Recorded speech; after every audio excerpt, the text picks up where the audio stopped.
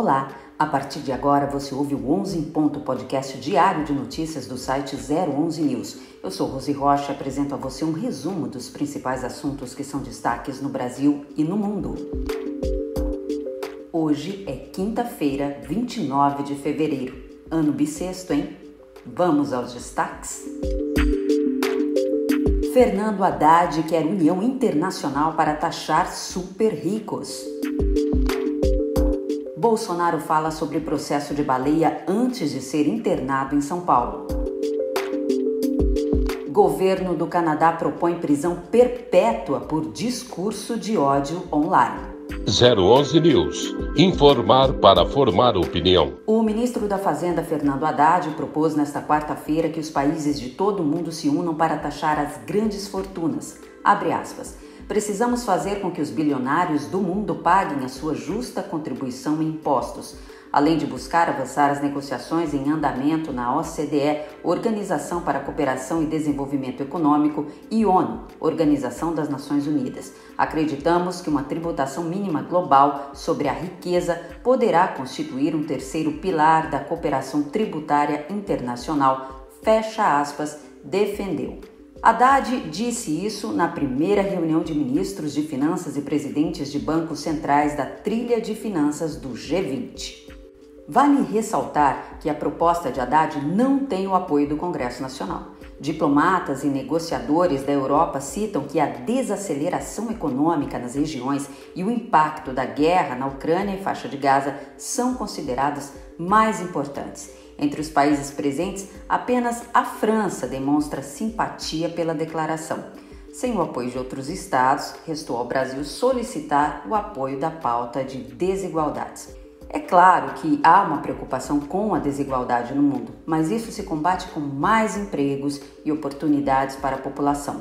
E certamente, taxar as grandes fortunas tem efeito contrário, porque, gente, o rico pode ser tudo, menos burro.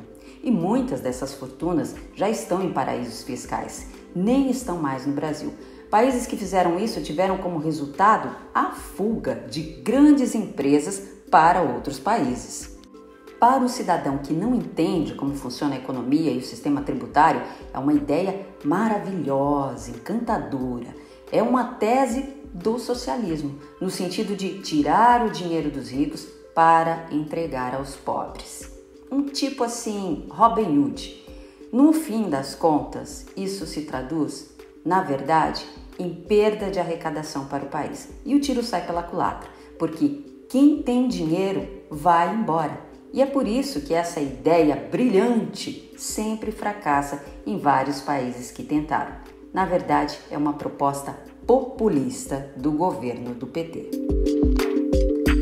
O ex-presidente Jair Bolsonaro foi internado ontem para realizar exames de rotina. Ele chegou ao Hospital Vila Nova Star em São Paulo e foi recepcionado pelo médico Antônio Macedo, o mesmo médico que participou das cirurgias anteriores de Bolsonaro relacionadas ao atentado com faca sofrido por ele na campanha presidencial em 2018, em Juiz de Fora, Minas Gerais.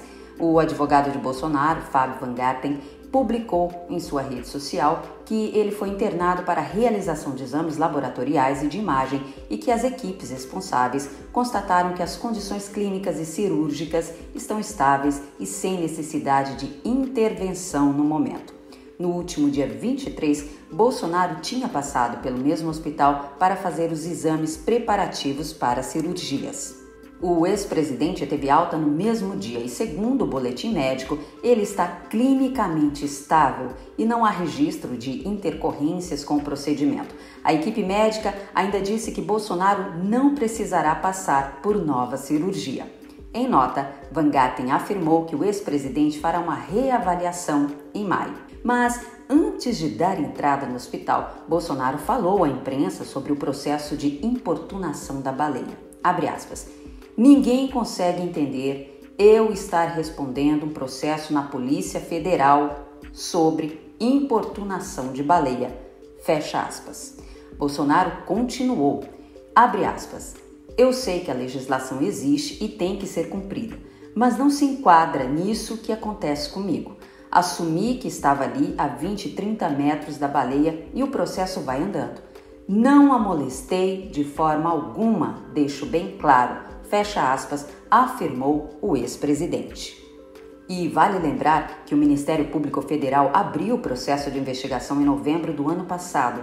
A apuração vai definir se Bolsonaro desrespeitou a lei que proíbe qualquer forma de molestamento intencional ou a importunação de baleias. A punição prevista é de 2 a 5 anos de reclusão e multa.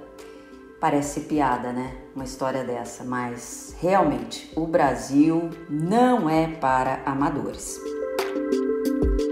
E o governo progressista do Justin Trudeau apresentou uma nova legislação destinada a regular o discurso online no Canadá. O projeto de lei C-63, conhecido como Lei de Danos Online, tem gerado controvérsia devido às suas disposições que permitiriam ao governo definir um discurso inimigo e persegui-lo. Segundo o governo, a legislação tem como objetivo principal proteger os usuários online e combater a disseminação de conteúdo prejudicial. No entanto, críticos apontam que o projeto de lei concederia ao governo amplo poder para regular a expressão online. Os promotores do suposto discurso de ódio poderiam sofrer até prisão perpétua se falarem diferente ao que o governo Trudeau permite. O líder conservador Pierre Poilievre classificou o projeto de lei como um ataque à liberdade de expressão e expressou preocupação com a possibilidade do governo poder definir arbitrariamente o que constitui discurso de ódio. O PL proposto estabeleceria um novo quadro legal e regulatório para a regulação de conteúdo online, bem como a criação de um czar de segurança digital para supervisionar sua implementação. A legislação também estabeleceria uma definição legal de ódio no Código Penal e proporcionaria penas mais severas para os crimes de propaganda de ódio existentes. O ministro da Justiça do Canadá defendeu o projeto, argumentando que não mina a liberdade de expressão, mas a fortalece ao fornecer um ambiente online mais seguro para todos os canadenses. Bom, mais um exemplo aí de censura dos caçadores da liberdade de expressão, que logo vai servir de exemplo para a turminha que governa o Brasil. E por hoje é só. O 11 em Ponto fica por aqui. Essas e mais notícias você acompanha no site 011 News. Tenham todos uma ótima quinta-feira. Te espero amanhã. Até lá!